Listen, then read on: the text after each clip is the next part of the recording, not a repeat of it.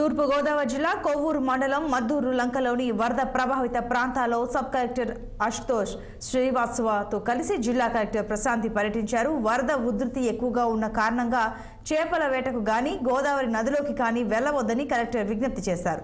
మద్దూరు లంక గ్రామంలో బలహీనంగా ఉన్న గట్టును పరిశీలించి అధికారులకు పలు సూచనలు చేశారు.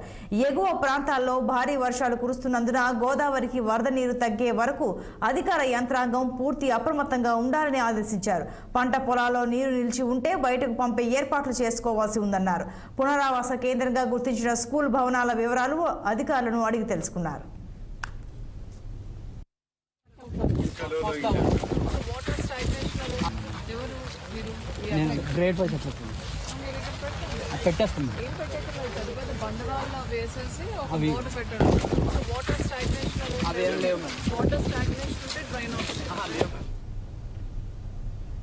ఈ నెల 22 నుంచి ఆంధ్రప్రదేశ్ శాసనసభ సమావేశాలు జరగనున్నాయి.